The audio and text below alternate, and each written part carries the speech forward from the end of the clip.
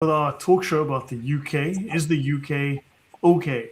And of course, I've got the Thunderous One and I have the Patriotic Christian with me today. And we had a small technical issue, so apologies for the short delay. But yeah, guys, welcome back. Good to see you all again. And how are things in sunny old Blighty? Never worse. It just gets worse, unfortunately. Hi, guys. I'll let Thunderous elaborate. Thunderous, go ahead. Hi, guys. Sorry that we're a little bit late. Slight tech issue. And I think if you're living in the United Kingdom, then you'll understand that a lot of things that are taking place at the moment don't seem to make any sense at all, whether it's intellectual or academic or logical, whatever way you want to look at it. The only way things seem to be making sense is if you have a feel for something. They all seem to be emotionally driven at the moment, and things are not making sense in the United Kingdom. Yeah, hold on. You know what? Hey, we have the cross and the crescent with us. So hold on, let me share the link. Hold on, let me put the link in the chat. So, of course, you are welcome to join us. Who do we have that joined? It says AI. Did one of you join the chat? AI. Oh, Al, someone has joined. There's a queue. IG just joined.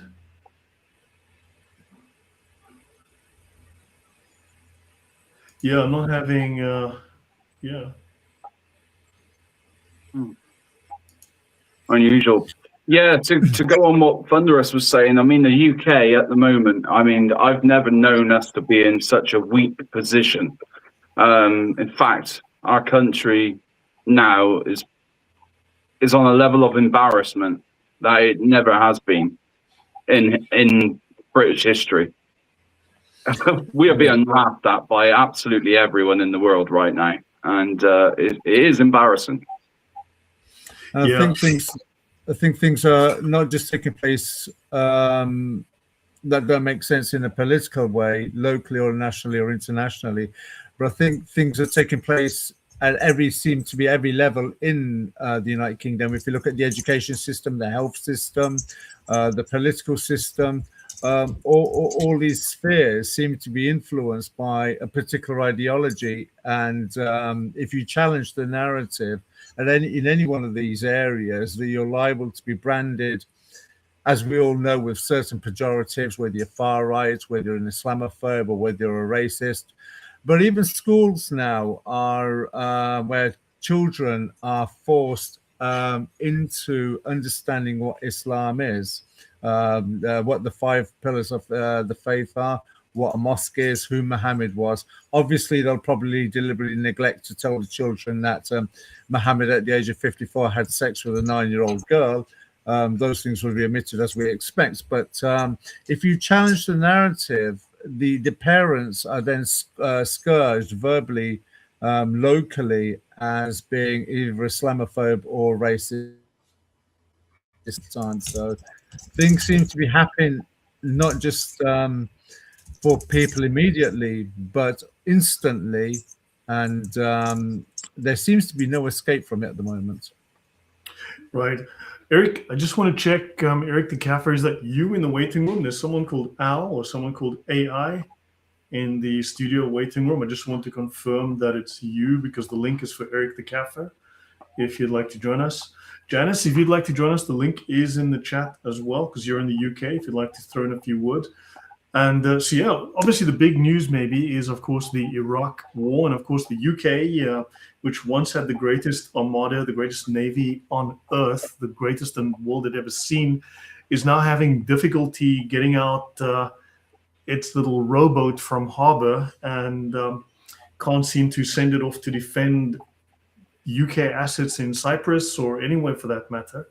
And, of course, President or Prime Minister Keir Starmer has been, we weren't involved in the war. Please, Muslims in Britain, don't make jihad in us. Don't cause problems. Please, we didn't do nothing. And oh, I'm driving. It's not me, just listening, brother.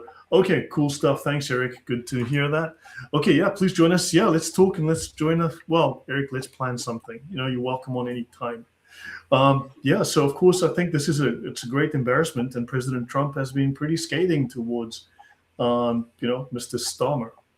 I don't think he has been scathing enough, if I'm honest. I mean, we literally had British soil hit by a drone. So, I mean, if that's not enough for us to, trigger a response militarily, then what is? I mean, we haven't got any other allies apart from America. We're out the European Union, so Europe are not going to back us. China are not going to back us. Russia are not going to back us.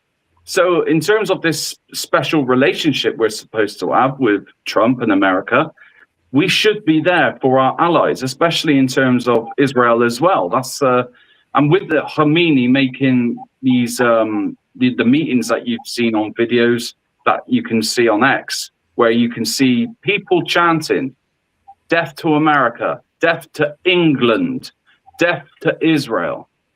Yeah. We all should be worried here about the tentacles that this ideology has spread out across Europe, in the United Kingdom, in Israel, and the West as a whole. So it is worrying, and we need to put our foot down. I think something worth mentioning, just with what was just coming to my mind, and I don't want to forget that. I wasn't earlier on today in New York at some kind of march that a guy shouting Allahu Akbar threw an object into the march or the protest and then ran off. And it hasn't been disclosed whether it is an actual bomb that didn't go off or whether it was some kind of scare actually attack. Yes, it was a one of these pipe bombs, but fortunately it didn't explode. Well, there you go. Sleeper cells, and this is what we've got to look forward to. I mean, we had 20 thwarted attempts on British soil from Iran and their proxies to, create or have a direct terrorist attack on our people on British land. And if that doesn't scare you enough into calling for action, then at least the humanity side of it, where you've seen up to 32,000 people shot, some in their hospital beds, simply for protesting, that should be enough for us to want to get involved as well. I mean, ain't the left or the radical left supposed to be all kind, loving, and humane? I mean, what is this? It's nonsense. Yeah, the thing with the radical left, I was giving consideration to Jesus' words at Matthew 23:15, where Jesus launches a scathing attack on the Pharisees, where he talks about them making proselytes. They proselytize them, and then they make them twice as worthy for Gehenna than they themselves are. And I couldn't help but think with what Lloyd's going to be touching on later on in the discussion, is about when you look at, say, the investment of Qatari money or Arab money in universities and things, it's as though that they are targeting human beings that already have a predisposition towards some kind of strife or enmity or causing chaos or causing friction or even violence. So these people may look like they're left, they may look like they're loving, but it seems to me, in my estimation, that that's not really the case of who these human beings are. The Arab money is tapped into a psyche in these college campuses and such of human beings that seem to have a predisposition towards some kind of anarchy and self-suicide towards themselves and to the country. So it's not that these are the left. They are dressed up as the left, but they are something far, far worse. Wolves in sheep's clothing. You mentioned earlier, Ron, that China won't help you, but of course you will help China because your prime minister gave permission for China to build an amazing super embassy in the heart of London, a meter away from the major fiber cables that carry your major traffic. So this will allow them to have a basement where they can access critical British data. They can have critical spy equipment. It's insane. It certainly is. And if the things that are happening that you see on the news doesn't alarm you, the things that, I mean, everything's happening all at once here in the UK. We were hit with the grooming gangs. Before that, it was COVID, the jabs, the lockdowns, so on and so forth. Cost of living crisis, this net zero nonsense. blasphemy laws being brought in through the back door, which is coming out tomorrow, by the way. It will be official as of tomorrow. We've had the right fragmenting and being infiltrated as well. There is so much going on in the United Kingdom right now that, well, the disunited kingdom, I would say, that it no longer represents anything of what, you know, its shadow self. And I'm genuinely concerned now, Lloyd, that we are going to a point now of beyond repair. If we are not careful, we will go past that point. I would have to echo the sentiments of what Rowan is saying there. Living in England, you're just seeing things happening on a daily basis. And it was interesting that before the show started, Lloyd, you made a comment about England being run by communists.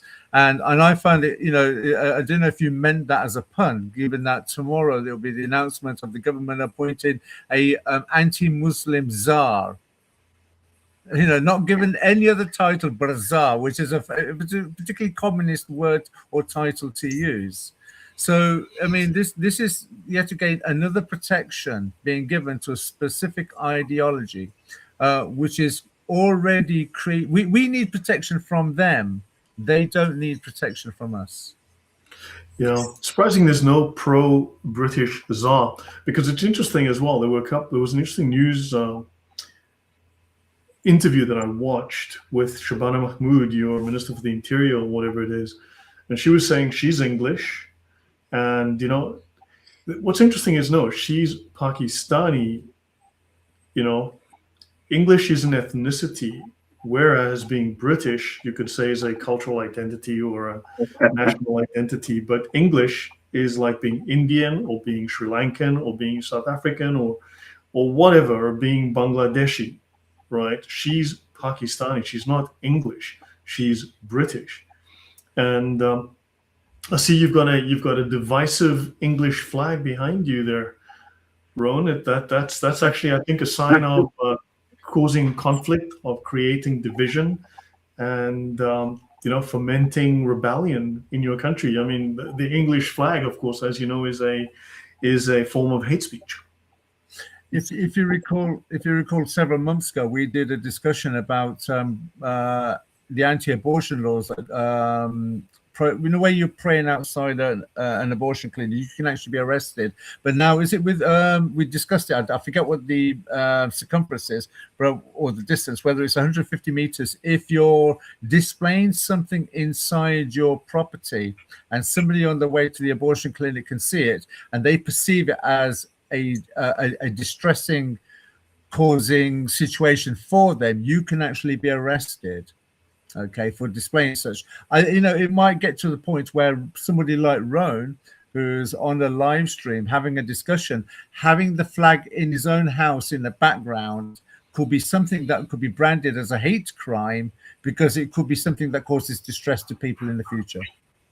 To Muslims, you mean? Will somebody think of the Muslims? Because I mean, there's discussion of banning dogs in parks, and banning certain breeds of dogs in the UK because it's offensive to a certain group that doesn't like dogs. Yeah. Well, going back to the flag. So yesterday and today, whilst talking about the HMS Prince of Wales, and I believe it's the HMS Dragon, or either one of them, they were talking about ships joining the US and Israeli conflict against Iran. This flag was flying in this, and you could see it on the news, and there was no problem. Of course, there's no problem when you want to call people to war. They'll use the flag as a sign of patriotism to encourage people to join. But whenever you want to use it domestically, in your home or socially or culturally, it's branded as a racist flag. Now, going back to this whole argument between who is English and who is British, this is another huge argument that has fragmented the right and centre-right in politics currently. Reform UK they've shown their true colours now, with Nigel Farage saying anyone with a British passport can call themselves British. And you've got the likes of Shabana Mahmood also saying she is English. She is not English. It's a traditional British name, right? Pardon? Yeah, of course. It sounds it. Muhammad. So that's a traditional British name because she's the face of modern Britain, according to Keir Starmer. Well, I mean, if you want to talk statistically on names, yes, Mohammed is the #1 trending name currently, which is, again, it shows the actual damage that is being done to this country in terms of demographic change. As for the dogs, that's one thing I do not believe they will ever be able to get over the line. They will never, ever be able to stop. Try. The thing is, the problem, the moment you decide that you're going to speak up about it, they're going to use that against you as a sign of Islamophobia, of not having respect for brown people. You know how it goes. I think the dog thing is a clever move because if you look at certain principles on how to get things enacted, you tend to go for the weaker ones in the vain hope that the stronger ones are the ones that will be imposed.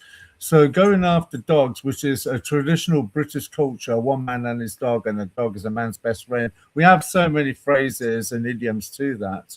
But I do foresee that under other guises that dogs on a leash can be dangerous, and they may bring up past events where dogs have actually had incidents with, say, children or other human beings in public places where there could well be imposed restrictions, but it will be like a backdoor thing.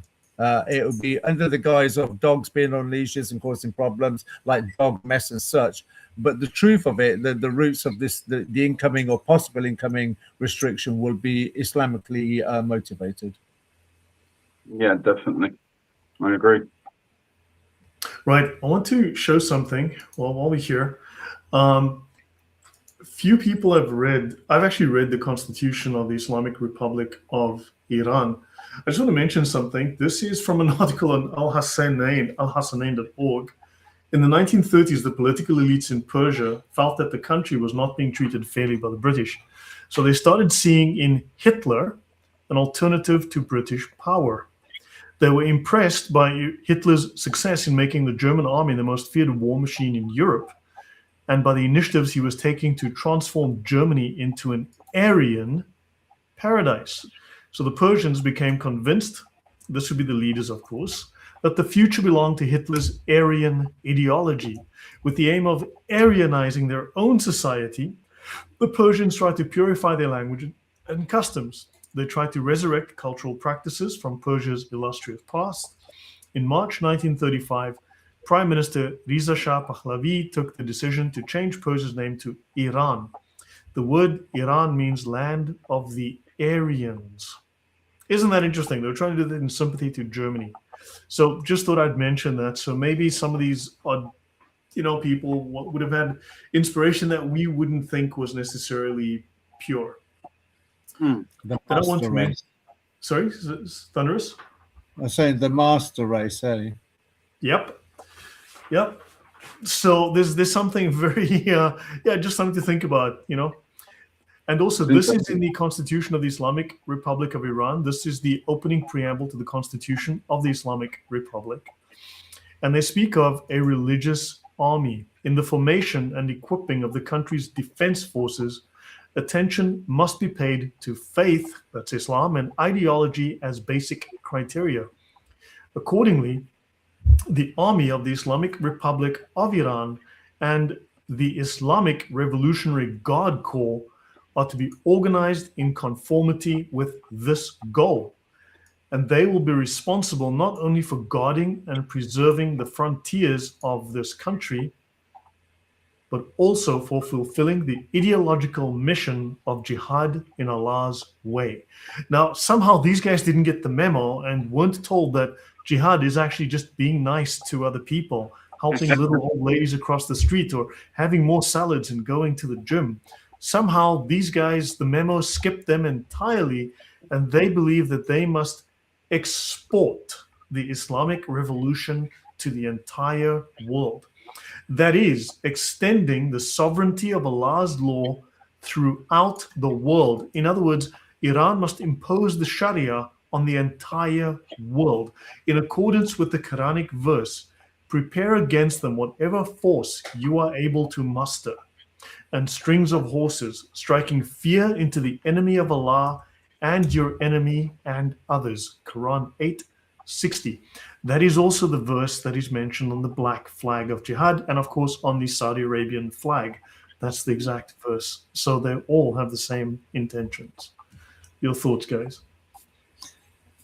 Well, for me, starters, I think the jihad is my jihad is going to the gym. My jihad is this. All the soft tone jihad now. I think we've gone beyond that, and I think people in the public, the secular lands, are now seeing beyond this. I think the internet has revealed it for what it really is. But also now the scholars of Islam, or the sheikhs, or the teachers, or the YouTube personalities are now more upfront about it as well. They're speaking quite openly as to what jihad really is. I think one of the reasons why they're doing that is because the internet has revealed jihad for what it is. They don't want to be seen as liars, blatant liars anymore, so they may as well admit it. And now that they've got, say, governments and legal laws, and they've got mayors in America, they've got mayors in this country. I think recently, of all places in this country, they elected a Muslim mayor in Brighton, which is the San Francisco of the United Kingdom. How the heck did they get? And he can barely speak English, this character. But the fact that they're gaining political power in these isolated areas is giving that's okay. Jihad. I am moving to Pakistan. I'm going to become mayor of Islamabad any day now. But you can see what's happening in with the subject that you'll be going on to in a moment, Lloyd, about where things are going in the United Kingdom. But we're seeing a mirror reflection taking place in America as well. I've seen certain images, and maybe people in the chat have seen certain images as well, where in America and in Ireland, in Scotland, in recent months, where the local police force have actually been going into where the immigrants are and into mosques, asking specifically for Muslims to join the police force, or to give consideration to joining the police force. Can anybody see what problem we may have if we have Muslim people policing the United Kingdom in certain locations? Partisan police force. Yeah, it would be absolutely dangerous. I mean, we already had a taste of that during the Southport riots, where we seen a Muslim liaison officer telling his Muslim brothers to put their weapons in the mosque. None of them were arrested. I mean, these were, and in fact, that was what actually brought down my previous YouTube channel, was uploading that precise video. 3 strikes for the same video, which goes against our own policies. But anyway, we're talking not just a kitchen knife here or anything like a baseball bat, but full-on swords, daggers, machetes, zombie knives, you name it. It was there. And the mainstream media didn't touch on it. The police didn't say anything about it. There was no announcements. And anyone who tried uploading it on mainstream media like YouTube, on platforms like YouTube and Facebook, they got blocked and had their profiles deactivated. So it goes to show you the force they have already, without doing, actually making them more, hard-line police officers, if you like. There's a guy in the chat, is it Mulhid Al-Islam, who's commented and says, you guys are jealous of the new face of Britain. Don't worry, he's just trolling us. He's fine. Don't worry about him. He's okay. Okay, fair enough. I nearly went into launch mode. I nearly went into belligerent mode. No, that's fair. But so just going back to what we're seeing in the United Kingdom, but we're also seeing these things where, as we all know, where Muslims are gaining political power in local government when voting is taking place. We're also seeing things now. If the law goes ahead tomorrow, or the government goes ahead by appointing an anti-Muslim czar, which is basically an Islamophobia law by the back door, then and you're going to have police from the Muslim background. Can anybody see what problem's going to happen if it's going to be perceived Islamophobia or perceived attacking Muslim? Any given situation if a Muslim's involved in a certain crime with a non-Muslim, and you've got a Muslim person that's identifying as a policeman going to the scene of the crime, can anybody tell me what the end result's going to be of that situation? Favoritism for one side. I mean, already it's even with English police people, to use the woke term, they already have favoritism for one side. Clearly, the police are politically partisan for the left, to LGBT causes, and of course to Islam.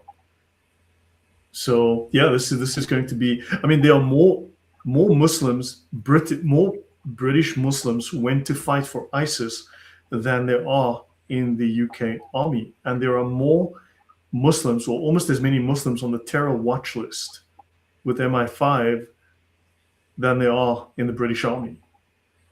So the UK has a serious 95% of the people on the terror watch list in the UK are Muslims. And yet, of course, the problem is people like Roan here, who are pale-faced English people with what we call a patriotic complex. Yeah, you could say that. I mean, what it does, I believe, if tomorrow does go ahead, is it will just bring us closer to that level of civic unrest or civil war.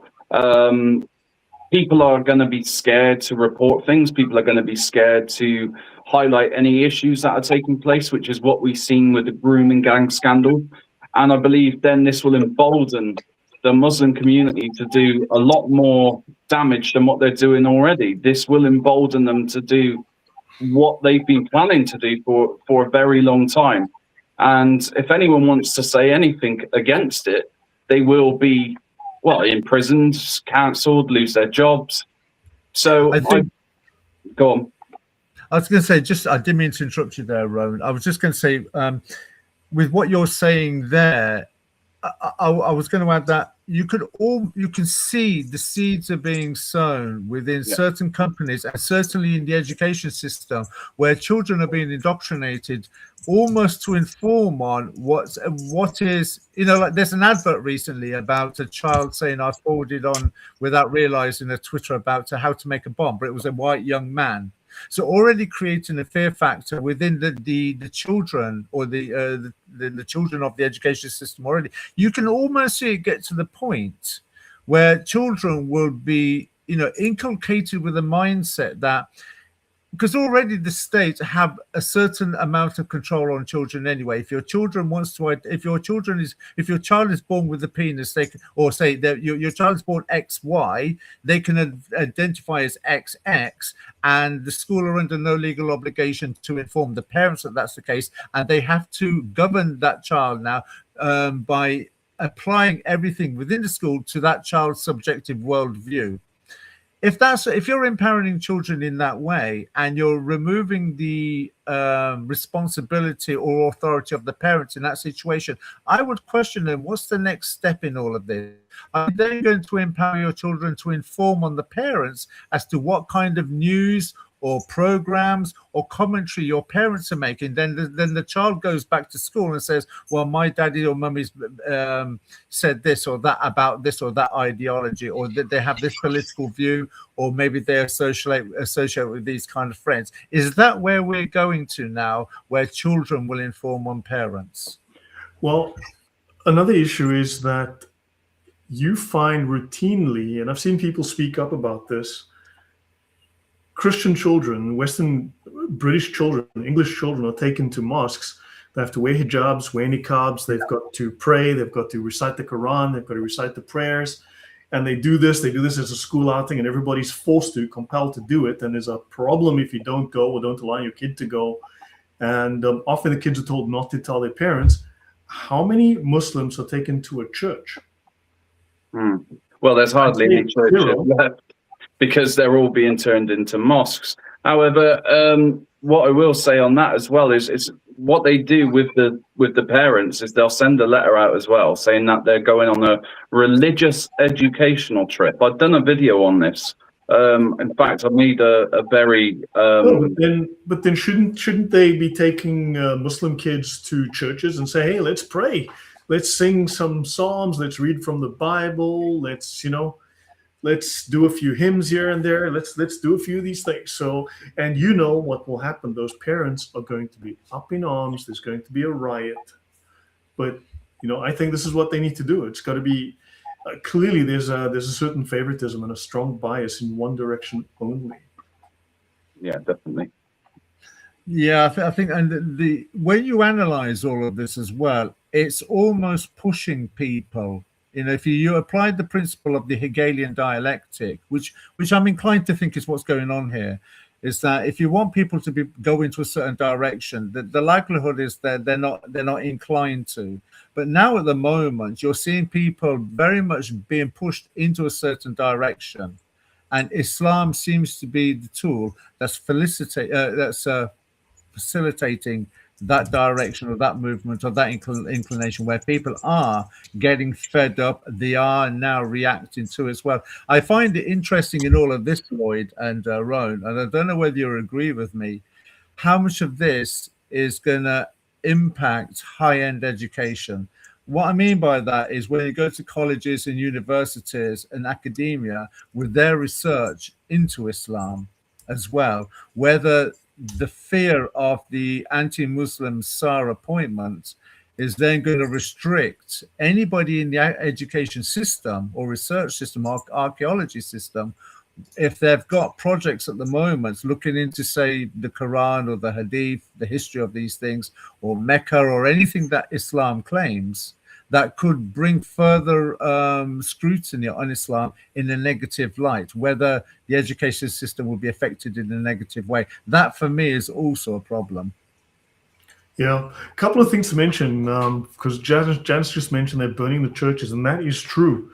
Deliberate arson attacks on churches are part of a wider increase in hate crimes against Christians. But who is to blame? I bet you it's not Buddhists. I'm willing to bet money on that. Yeah, right. And the saddest thing about this all is that none of the news will dare talk about anything to do with Christians being bullied or churches being burnt down or anything to do with Christians, Jews, Sikhs, or Hindus. It's always the Muslims that are being portrayed as these weak victims that need help, that need more money, that need laws to protect them, when rather it's the opposite. It's everybody else that needs protecting from the Muslims.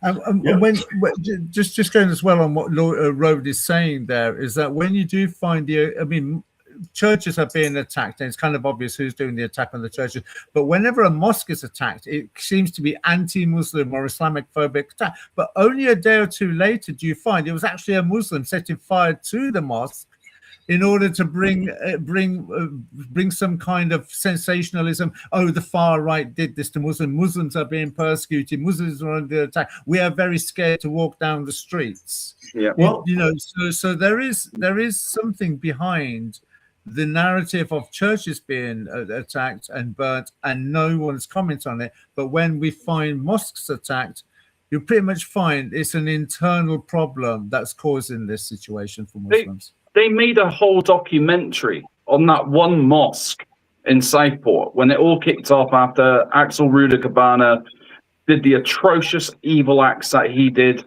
on those innocent young girls. That one mosque was portrayed, and the Muslim community after were portrayed as these heroes, they were victims, but then they all come together after and they cleaned up the streets. And this is what Britishness is. This is British values, and that we should be more like them. In fact, these are the good guys, and the white working class people who were angry about innocent children being stabbed to death. That they're the problem of society, not the other way around. And they portrayed also. They portrayed also. You should go straight to the gallows for a public hanging. 100%. And they portrayed also Axel Rudakabana as a Welsh choir boy. So even when they do talk about Muslims that have committed some acts that are atrocious, they're evil, and they've been sentenced to prison for whatever types of crime it may be, Yeah. They will always portray them to be something else rather than Muslims or have anything associated with Islam. Yeah, local guy, local man, local Welshman, local Scottish man. You know, it's they use very. I think one of the clues in all of this is when they think they're being clever with dialogue, with this sort of like double speak. But the fact of the matter is they've given the game away already, that when you know something terrible has happened and they're giving you a very vague description, you already know what the identity is. Because if it was, say, a local white guy from the indigenous population of this country, then they'll tell you who it was. It was John Doe, white guy, lives in this address or lives from this town. You'll know what and they'll probably have a picture of him as well and give you a family history. But from when it's somebody that's not fitting that description, we all know who they're talking about. That is true. I mean, look, one church is burned every week in the UK and France for the last 6 years. That is a lot of churches. That's 350 churches. I mean, what, last 6 years? So wait, that's 50 weeks a year. Worked it out. What, that's 6 years. Sorry, that's 300 churches. Yeah.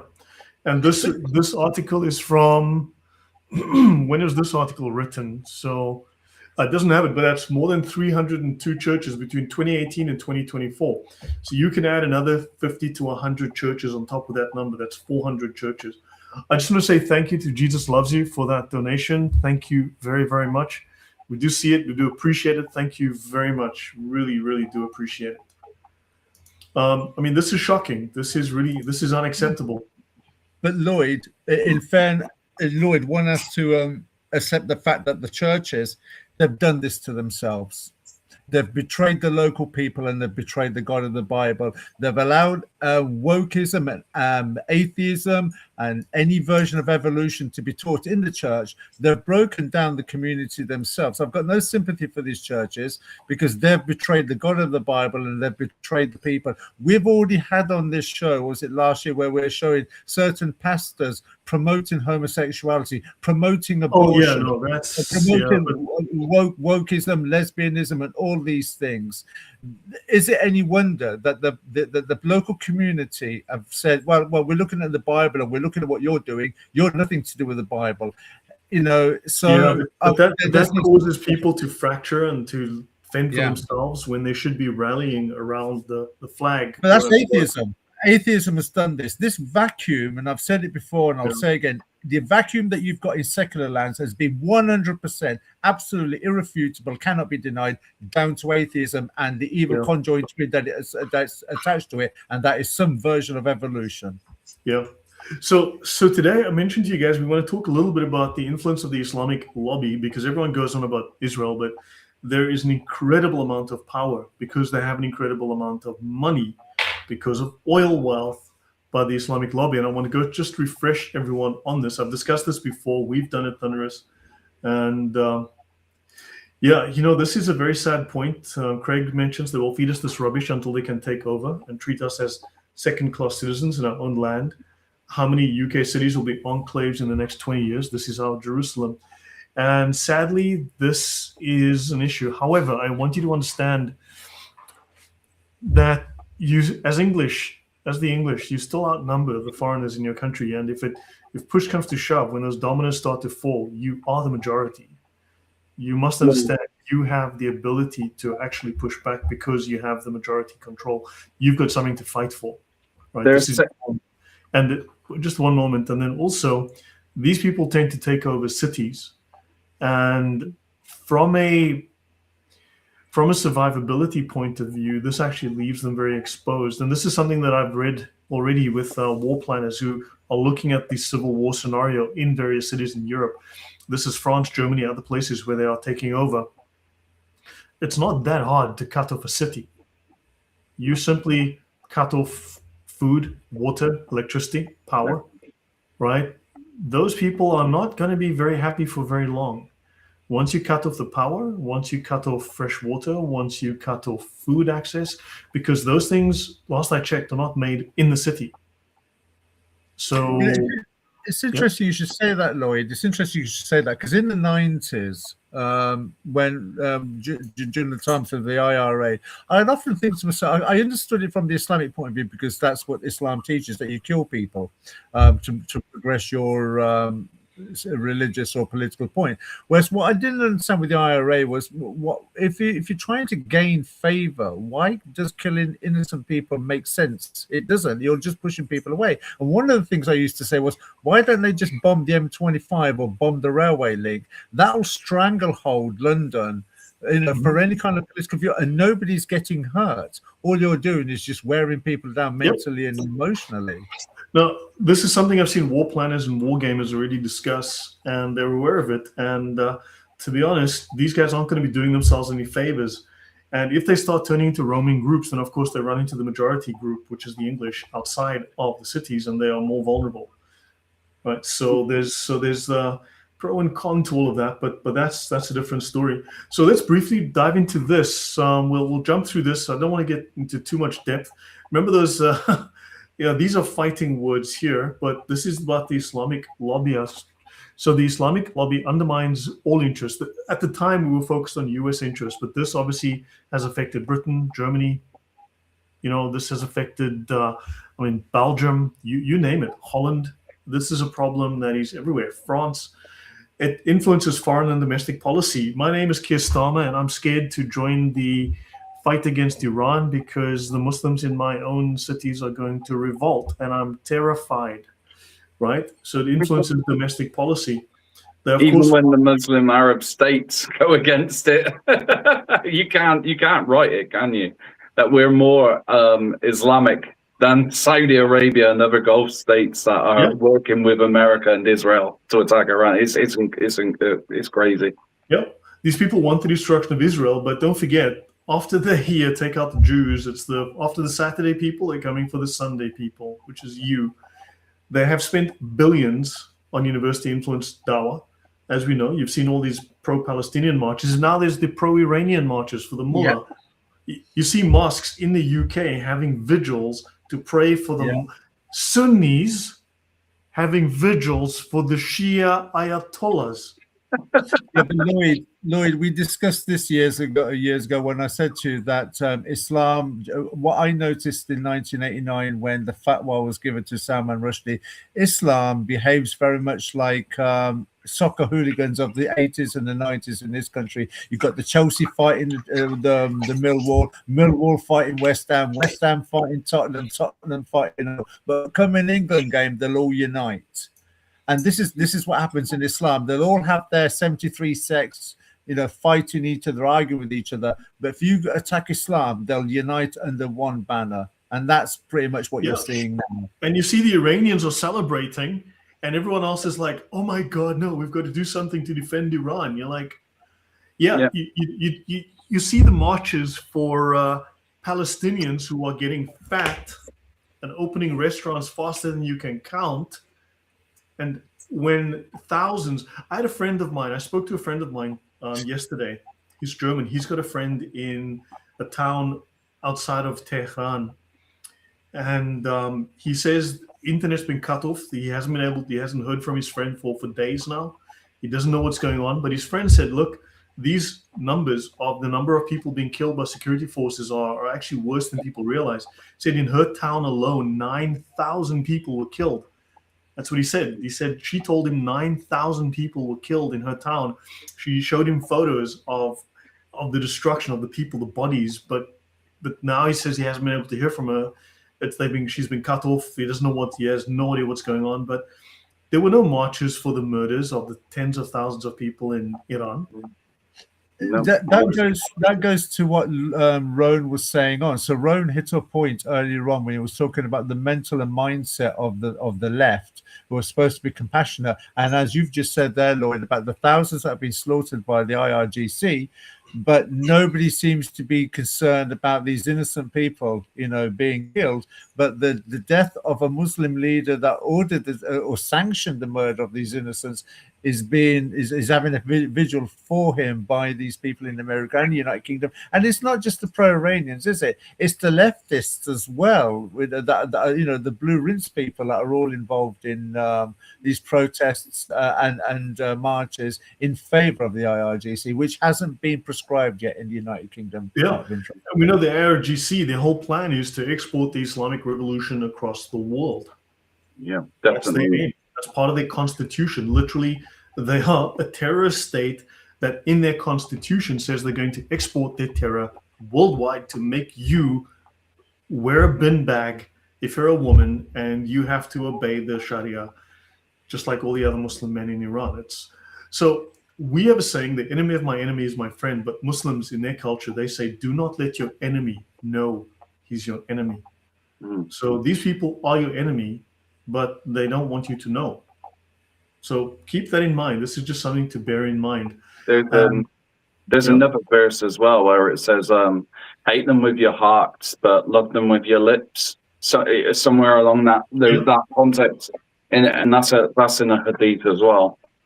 Yeah, is that the one that says we smile in their faces, but our hearts curse them? Yeah, that's it. Yeah, exactly. And just going on these marches as well, I attended one just days ago where I stood with the Iranians and a couple of Israelis that were celebrating in Bristol, and directly opposite us was Antifa and the left, the radical left, that were pointing at us, calling us Nazis.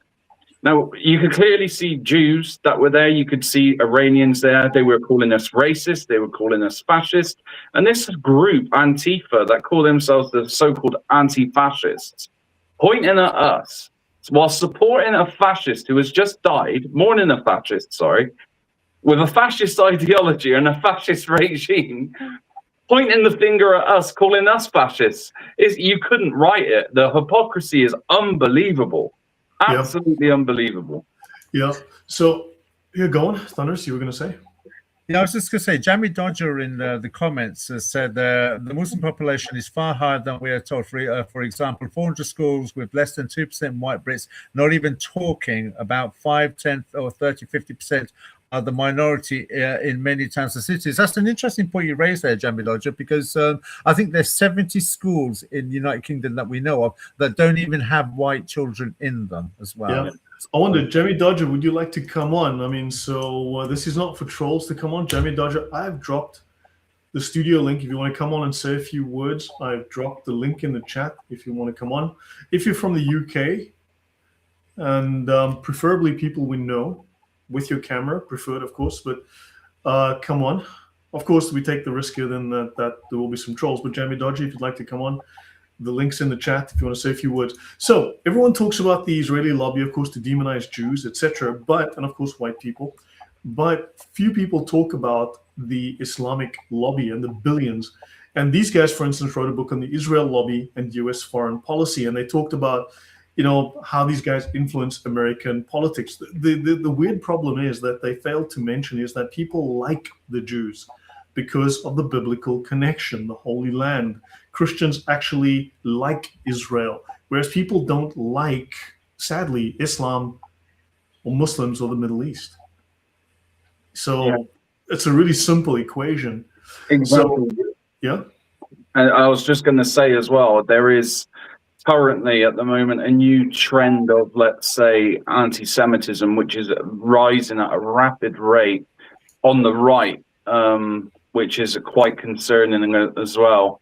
So yeah, I just wanted to speak about that. That needs to be, brought up, I believe. Yeah. So just so you know, the whole influence ops in U.S. universities by Muslims, right? This is something I've covered extensively, but here they've mentioned, when was this written? This was written years ago. I mean, this was published June 13th, 2019, right? And this was known years ago. Qatar, Saudi Arabia, Russia, China, and other countries, including Iran, right? But at that point in 2019, Qatar had provided $1.5 billion to U.S. universities and colleges since 2012. I mean, the last time that we did the numbers, and the FBI has looked at these numbers, and they're probably 50% or a third. So we can double or triple the numbers, the known numbers. but you are looking at billions of dollars given to universities worldwide, and that's just US universities, never mind Canada, UK, France, Britain, Germany, and so on, right? So these guys are funding universities, and you see it in the Palestinian uprisings. They've been indoctrinating people. So you've got tons and tons of this. This is a well-known issue, right? So these guys, the two guys I just mentioned before, John Mearsheimer, who talks utter nonsense, this guy here, this twat over here on the left. So they created the narrative there's an all-powerful Israeli lobby that controls the US Middle East policy and conspiratorially controls the US. And their book ignored the existence of rival Arab Islamic interests, right? And of course, the truther community also ignores the fact that there's massive amounts of oil money that influences politics in the West, because they have the talking point of the poor Arabs have no power. All right. Now, the Hamas charter itself has a bunch of conspiracy theories embedded in it. And of course, the Jews control the government. No, we like the Jews. We actually like the Middle East. It's where Jesus came from. He was one of them. So there's that actual America is a lot of Christians in America, and therefore they have a lot of affinity for that part of the world. Whereas the Muslims, Allahu Akbar, and things are going to explode, they don't. Right? So the online truth community basically became apologists for Islam, right? Israel's population is 8 million people, right? Comprises 0.01% of the global population, but is supposedly the cause of 99% of the conflicts that have occurred since 9/11. The Israeli government, through AIPAC and other lobbies, have a stranglehold. Stranglehold here means popular support among Americans, popular support among Christians, popular support amongst people who are not insane, right? So they want to claim that these people have infiltrated governments. 99.6% of the six major, blah, blah, blah, blah, blah, blah. You guys get the idea, right?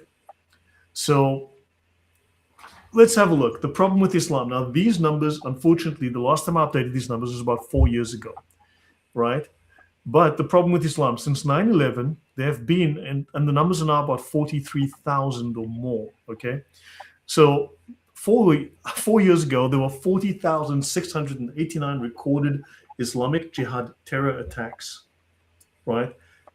In 2021, 53 countries had 2,258 Muslim attacks, murdering 11,187 people, injuring just under 10,000. In 2020, 54 countries were attacked by Muslims, over 2,000 attacks, murdering over 10,000, injuring nearly 8,000. Are we starting to see a pattern here? Yeah. Yes, it's absolutely. The statistics on the religion of peace, I believe that they've recorded, I think it's 48,000, I believe. I think it's over 48,000 terror attacks since 9/11. It's disgusting. Absolutely disgusting. 2019, 45 countries were attacked. Go on, Thunderous. No, I was just going to say that the Islamic world, or people in your local community, or the people that you go get on the bus with, or people that you work with, will deny these things are actually taking place. They will deny these statistics. They will say that they're gross inflations and conflations, misunderstandings are taken out of context, or because it's the Jewish media that are behind the news reports, that somehow the Jews are conflating the figures to get this. But this is not the case. Facts don't care about your feelings. Yeah. And these here's an honest question. If you had to hear someone say namaste to you, would you start breaking out in a sweat, or would you go, that's a lovely Buddhist? If someone had to go, if someone had to tell you peace of Christ, would you shit your pants and run down the street? But if you heard Allahu Akbar, would you A, wait for the stabbing, B, wait for the bullets to start flying, or C, wait for the bomb to explode? Oh, three. I would like to ask people in the chat as well, if they work in an office space where, like I work for a bank, And we have obviously people of certain backgrounds, ideologies, and political viewpoints, but we do have a fair selection of Muslims there.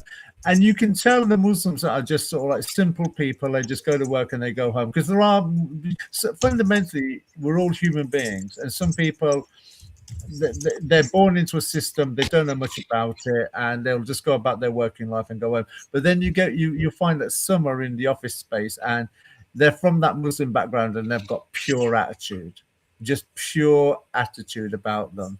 And you have to ask yourself the question, when you're in an office space with these people, what is your disposition towards them? Because I'll tell you now, with me, it's pure belligerence. I don't take any of their shit.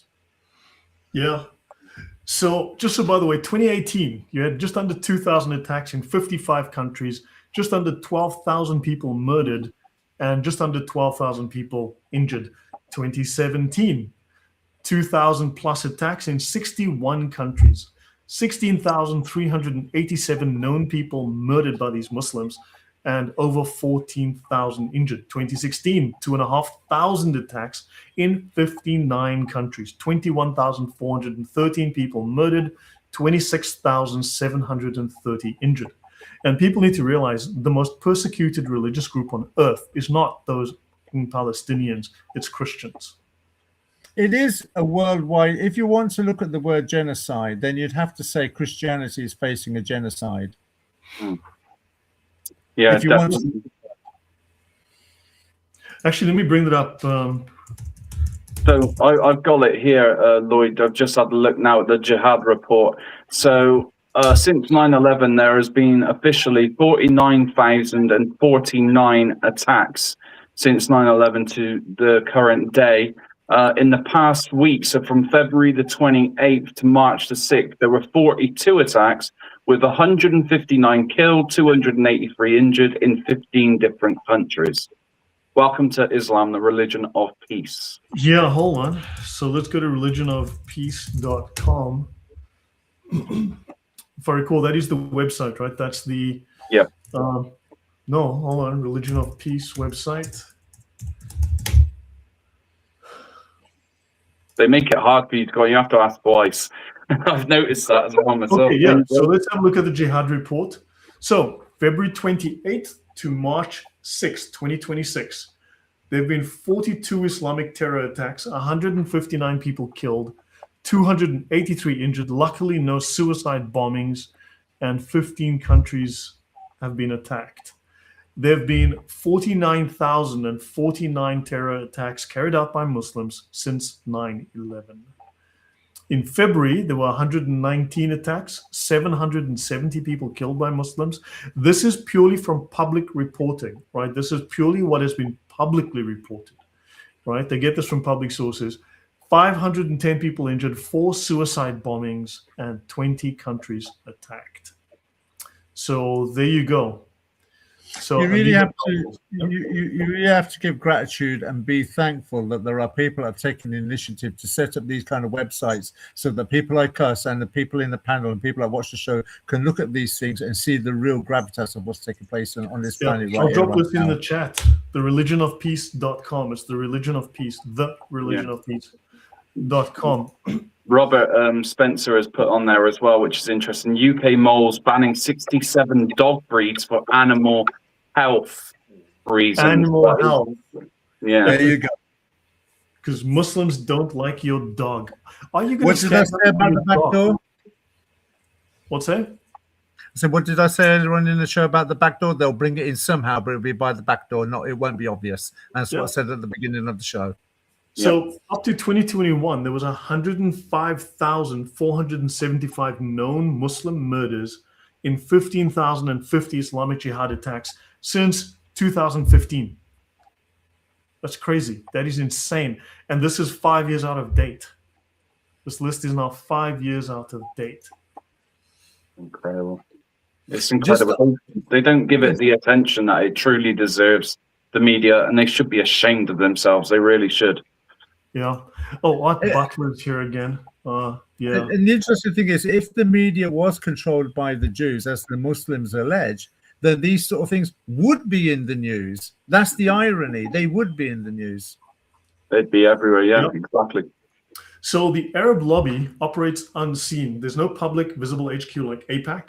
Operates by stealth, is barely known to the public, and is not discussed. So James Zogby wrote in 1982, there is no Arab lobby. So the standard approach by Muslims and their supporters and enablers and people in Western media since the 80s here is there is no. James Zogby runs one of the largest polling companies in the world, very influential in politics, and he said there's no Arab lobby, right? DePaul University political science professor Khalil Marar contacted Arab American organizations for interviews for research on the Arab lobby, was told there is no Arab lobby in Washington, D.C., right? So there is no Arab lobby, but remember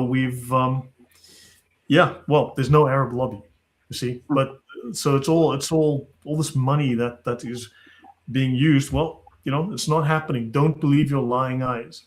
But the Arab lobby is older than the Israeli lobby. The Arab National League of America was founded in the 1930s before Israel even existed.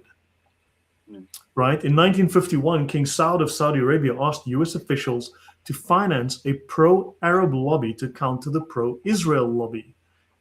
Right? And the CIA obliged him because oil money.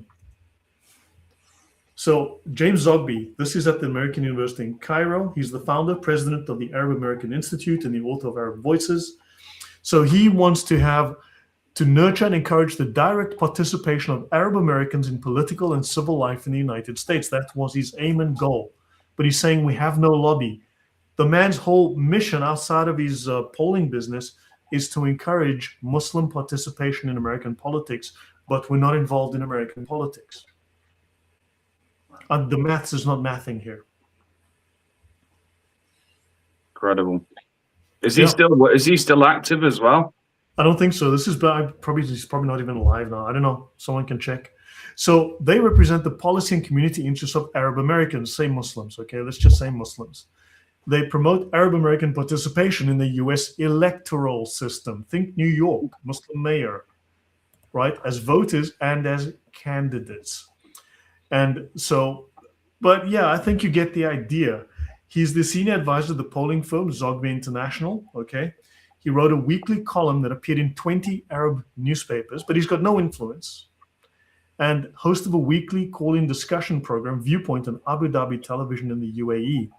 A member of the Council on Foreign Relations and the Democratic National Committee. But there is no Arab lobby. There is nobody pushing for Arab interests, at least in the US, except for one guy and there are many that are pushing for Arab interests, Muslim interests. Any thoughts from you guys?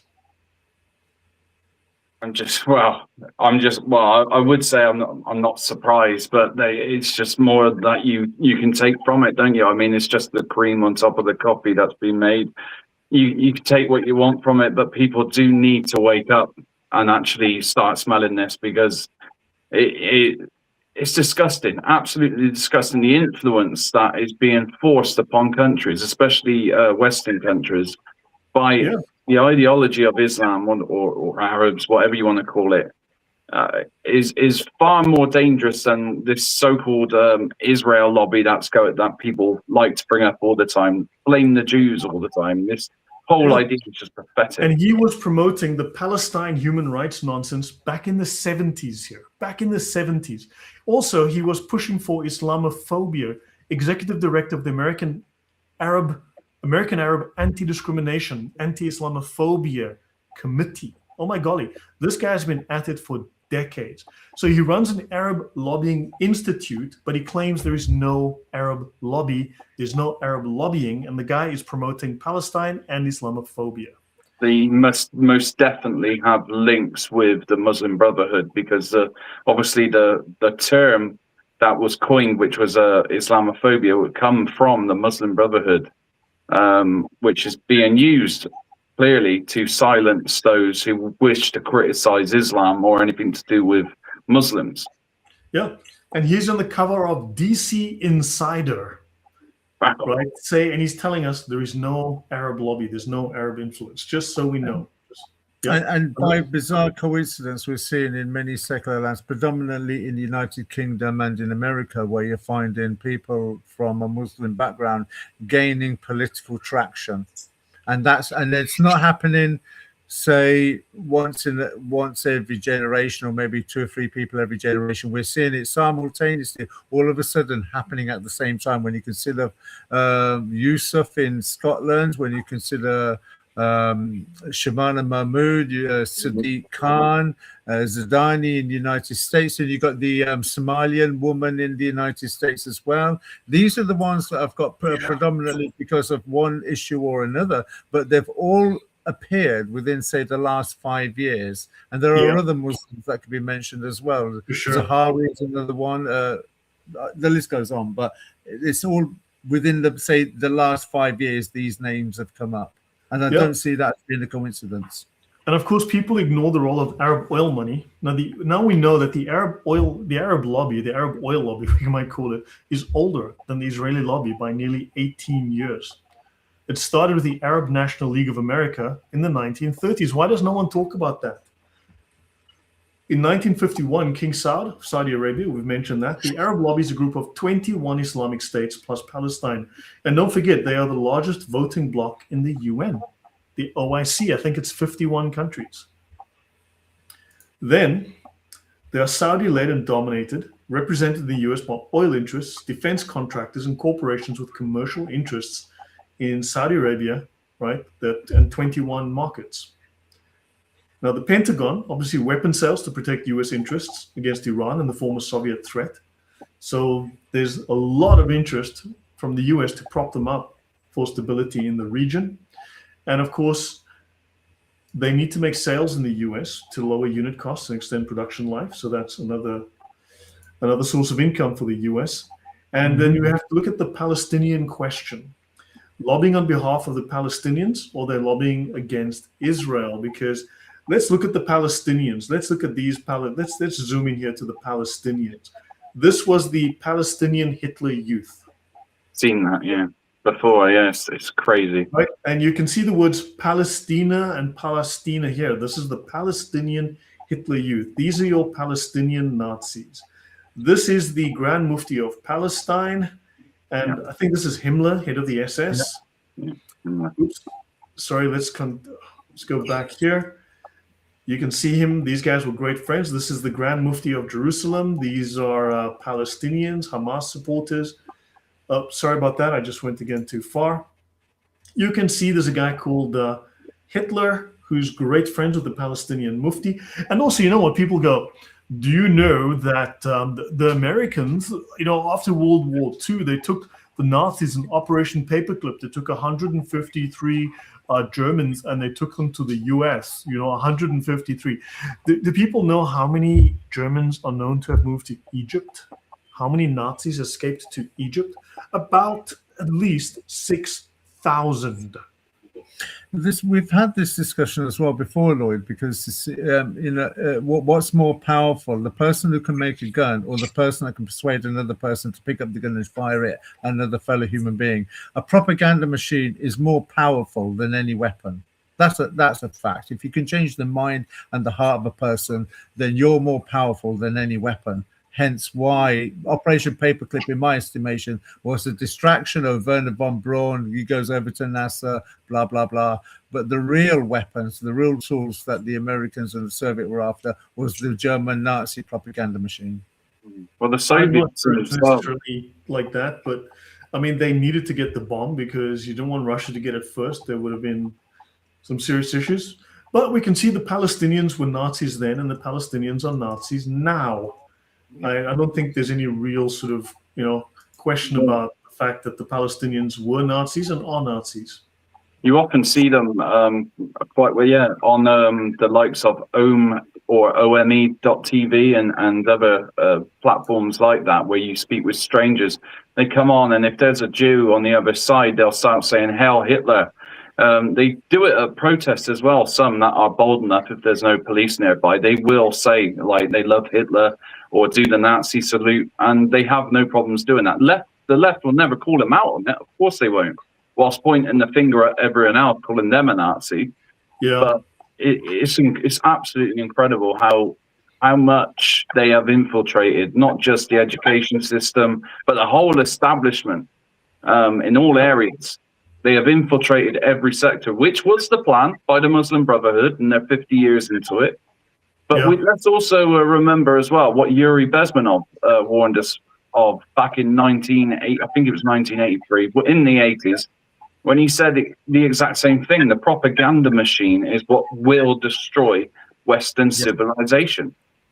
Yeah, demoralize people, and that's what I'm saying. They're pushing. When at the beginning, Yuri Bezmenov talks about the demoralization of the indigenous of a certain country. That's the best tool to have, and you do it via propaganda, which goes back to what I was saying earlier on, that people are being pushed into a direction they wouldn't willingly go there, but they are now being forced into taking certain decisions that they would never have done, and the tool that's being used in order to do that is Islam. I just want to go to a comment, if I may, with somebody that put a comment in the chat. Chopper2204, who says the best way to counter is through quoting their own text to avoid the Stasi. So education is essential. The problem you have with that, Chopper, is that anybody now, when they challenge Islam, they're only doing it with the text. They're not using insults, they're not using slurs, they're not using pejoratives or ad hominems. We are quoting the sources. That's the problem that Muslims have, because we know what the Quran teaches, and we know what the Hadith teach,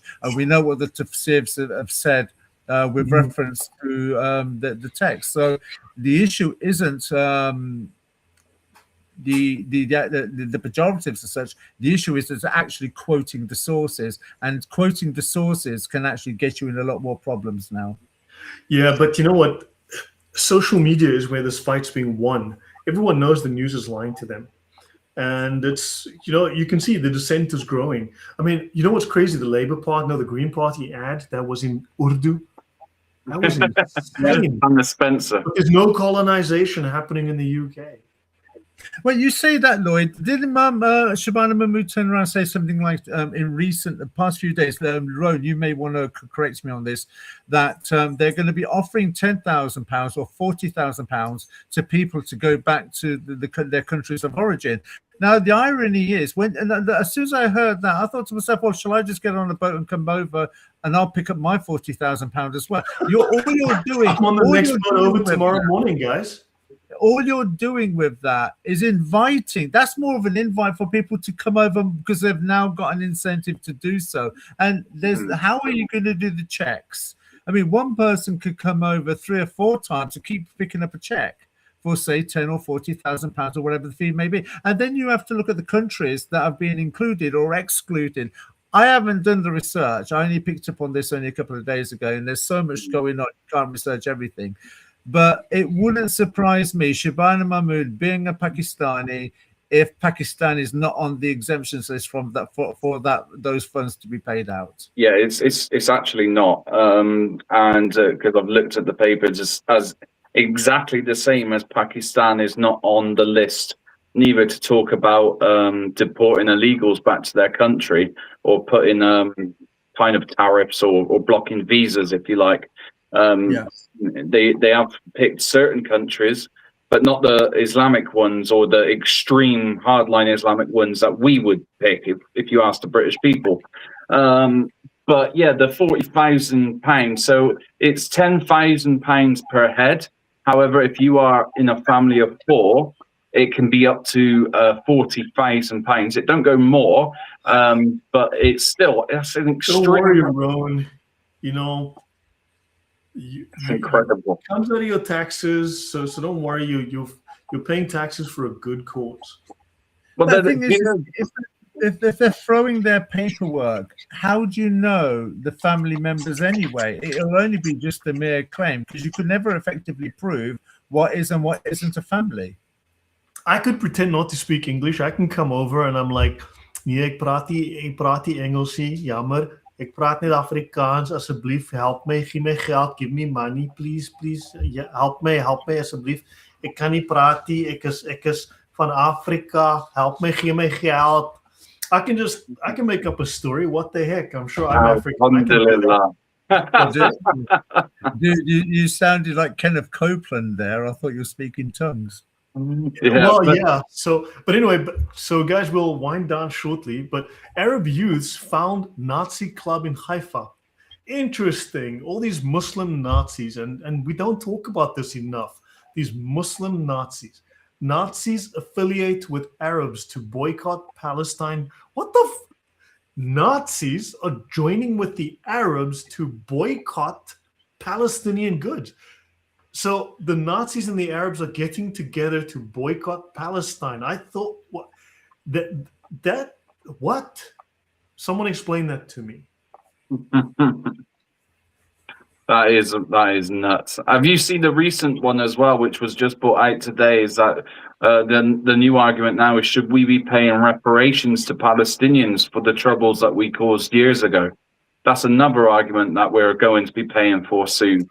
But then that would be the Jews, because according to this article, the Arabs and the Nazis are getting together to give the Jews of Palestine a hard time. Zionist goods from Palestine. It says here that Palestine is Zionist. Oh my, oh my. And accompanied by 15 Nazi agents, they conferred with Nazi reps in the Near East and decided to establish closer contact with Arab youth groups.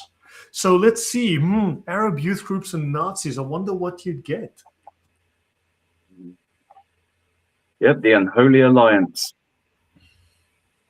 Yeah, interesting.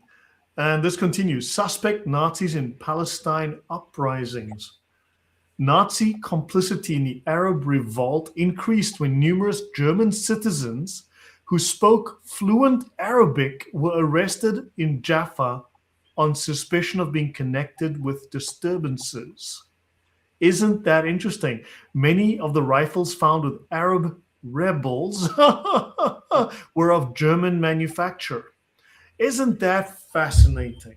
I wonder what they have in common. It's a mystery. It's a complete mystery. Oh my golly. Yeah. Nazi handbills openly spread in Jerusalem. I wonder who would be doing that. Oh, the Palestine government. Good grief. We'll start an investigation into the origin of these, and they're not referring to Arabs here. Every cent which goes into a Jewish pocket is a nail in the coffin of an Arab. Not Palestinians, Arabs, because the Jews were the Palestinians. Isn't that odd? Swastika on Arab oranges displays the Berlin Aryans. Official circles in Berlin are protesting against the use of the swastika, the official Nazi emblem, found printed on the wrappers of Palestine oranges intended for export to Germany. They're displeased that the German national symbol is being used for advertising purposes. Oranges marked St. Elijah at Jaffa were wrapped in paper bearing a picture of the Prophet surrounded by swastikas. The Prophet Muhammad surrounded by swastikas. Who would tell me the Prophet Muhammad, is he Jewish?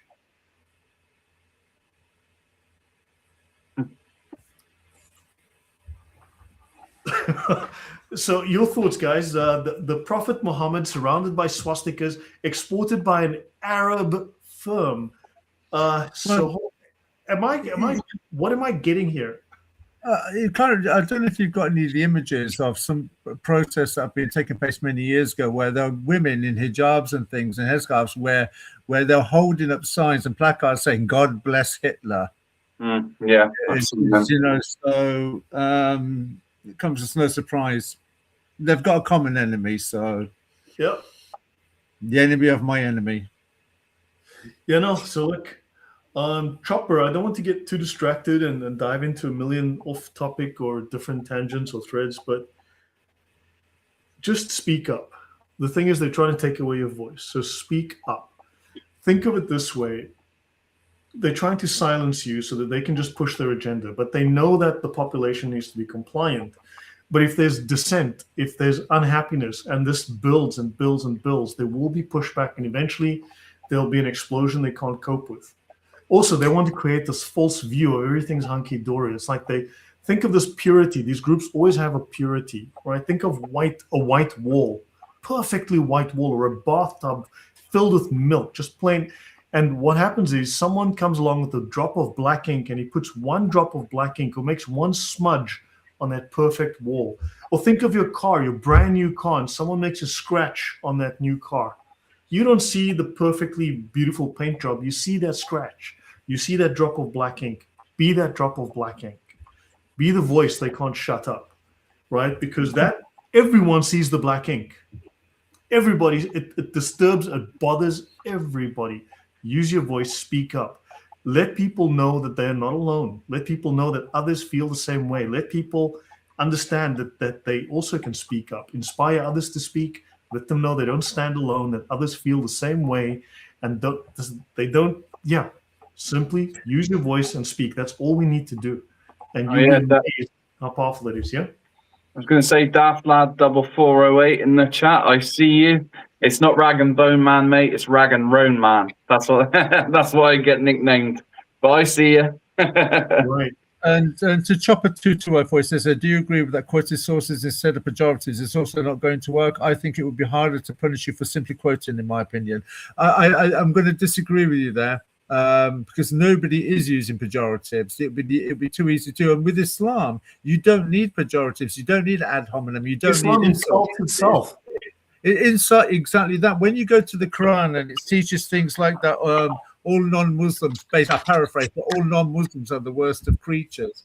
Or Muhammad marrying a 6-year-old girl at the age of 52 and having consummated the marriage. I would use stronger words than consummate, but we'll go with what the Hadith says. Consummate the marriage when he was 54 and she was 9, or Muhammad causing the divorce of his adopted son's wife and then marrying that woman for himself, or Muhammad making ludicrous historical claims that Jesus didn't. The perfect man, think of this, the perfect man shagged a 9-year-old. The perfect man shagged his son's wife. And his the auntie. perfect man made his son divorce his wife so that the perfect man could marry that wife and shag her because he coveted his neighbor's wife. I believe that's one of the 10 deadly. That's one of the 10 commandments. And Quran 33:21, it says, with you is the most excellent pattern of conduct.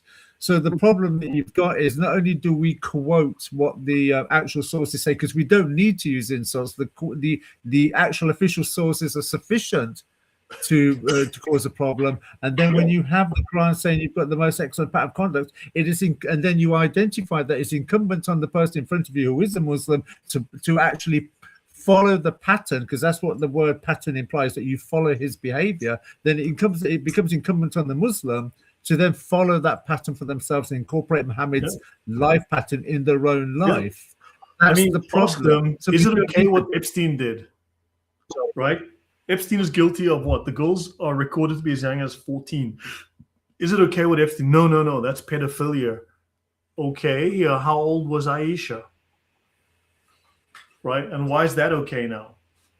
But Muhammad's so you can ask, was Epstein the perfect example, the pattern for all men to follow, for all Muslims to follow? Fuck no, of course not. Disgusting, pedophile, criminal. Should Epstein go to jail? Yes, of course, it was a crime. Muhammad shagged a girl 5 years younger than Epstein's youngest victim. Whilst being older than Epstein. Whilst being older than Epstein, he had a girl that was younger than anything Epstein had as well.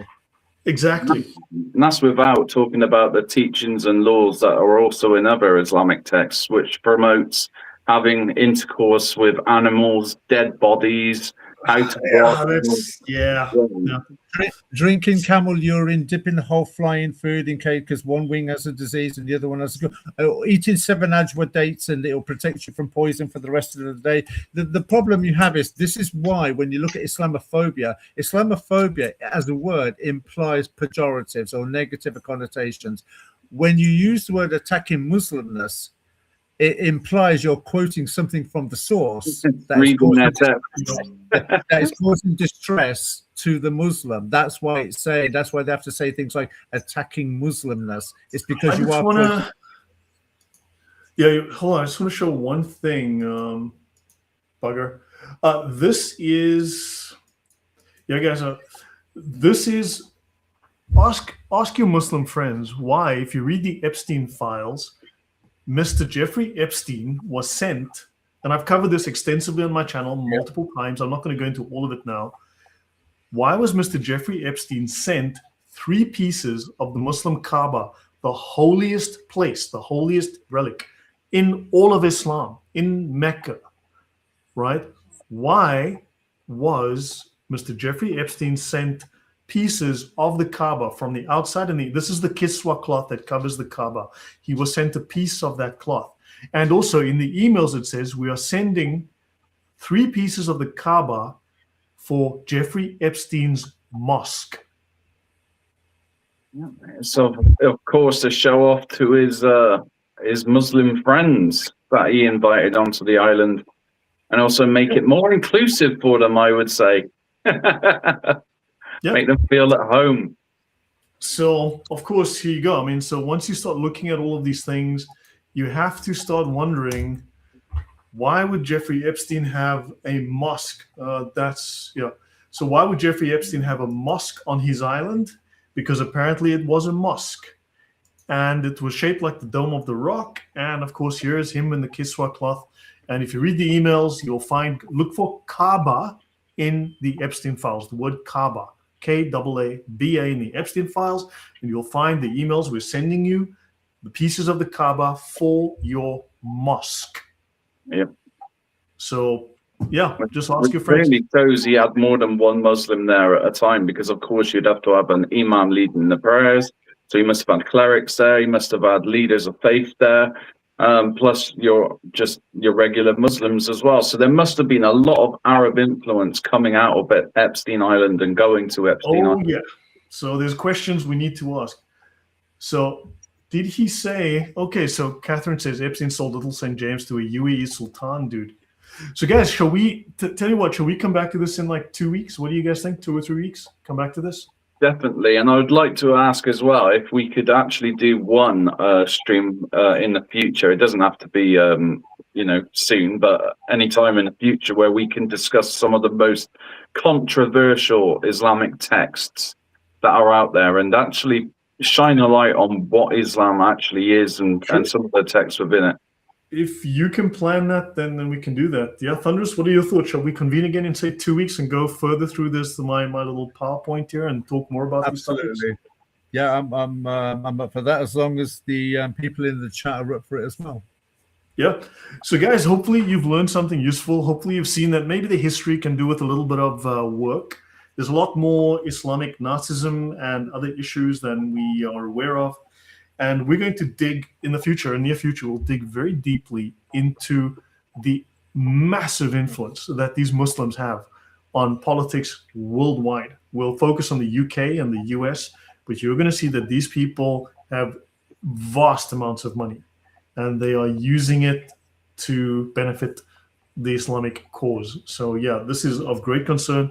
But if we keep talking about it, I think public sentiment is a massive mover and driver, and I think we can make change simply by just talking about it. We don't have billions of dollars, but we can talk about these things, and we can strip away those secrets and ask your friends about the whole Epstein question. You know, what mosque did he have in his island that he was sent pieces of the Kaaba for? That's the thing, isn't it, Lloyd? Isn't it? Many people in the Muslim world are saying, "Well, there were no Muslims in the Epstein file." No, you just had the Kaaba, the holiest thing that you could possibly imagine. Really? And a mosque on the island. I wonder if there was a church or a synagogue. No, there was a mosque. A temple, a Gurdwara, or whatever. Yeah, of course they'll just deny it. But yeah, so guys, so should we call it a night here? And then, but thanks. This has been really, really great. Thank you to the audience. Thank you. Any last words from you guys before we go? No, well, just a quick one. Obviously, I have my own channel, which I'm working on. So I've been going to a lot of protests recently. If any of you guys want to see what they've been like, you're more than welcome to check out the channel. There are some good content on there at the minute, and there's going to be more coming out soon. Radio. Yeah, Thunderous, last word. Thank you, everybody. I want to thank Rowan for the Patriot Christians for joining the show this evening. Always a pleasure to have you on the panel. Lloyd, thank you for inviting me on this evening's show, and I look forward to getting together with you guys in 2 weeks' time. Yeah, this has been a great one. So, guys, yeah, we'll pick it up. I think there's a lot that we can reveal to people here. There's a lot to think about. But, guys, look, we're going to win this one. be confident. We are going to win this one, right? Seriously, people who drink camel pee, I don't think the world belongs to them, okay? No, it doesn't. And Take care, don't guys. forget, and the next one, we'll share it absolutely everywhere so people do know about it. Take care, guys. God bless. In a bit.